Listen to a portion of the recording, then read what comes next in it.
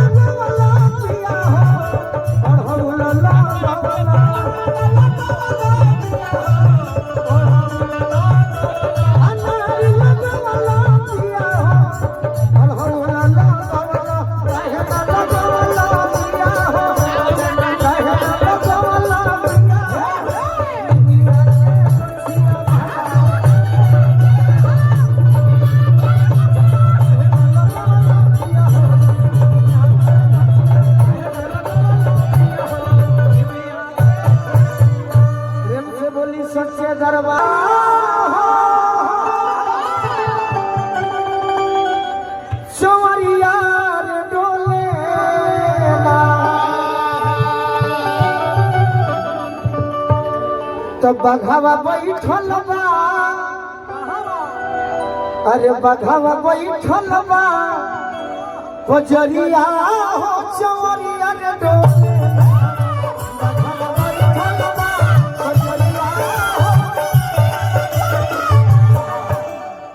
सब गीत होगा लेकिन एक बार बाई खाती करिए दोनों हाथ सब गीत हो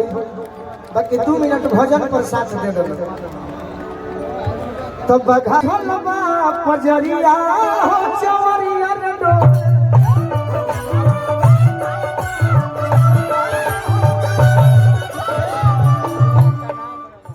ललकी चुनरिया दिया ललला मसरिया हो चवरिया रे डोले ललकी चुनरिया दिया ललला मसरिया हो चवरिया रे डोले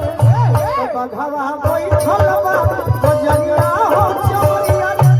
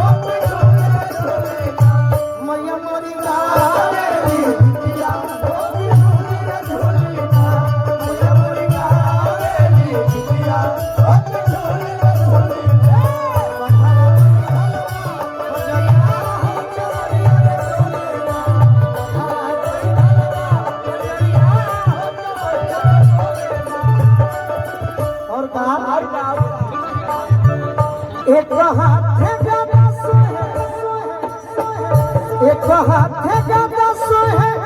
तुझे तलवरिया हो चवरिया डोले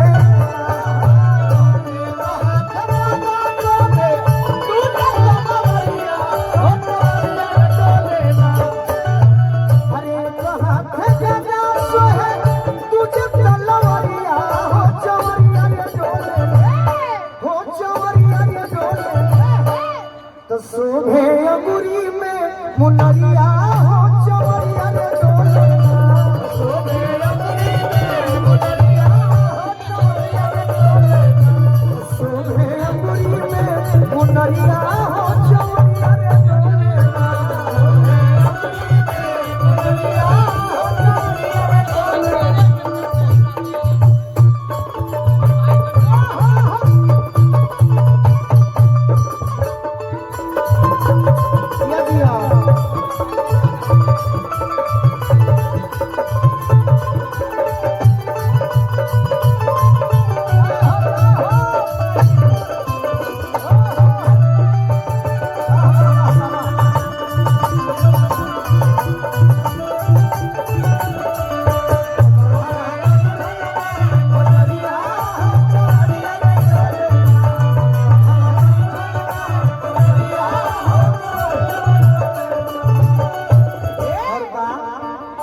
गनवा के लिखल बोले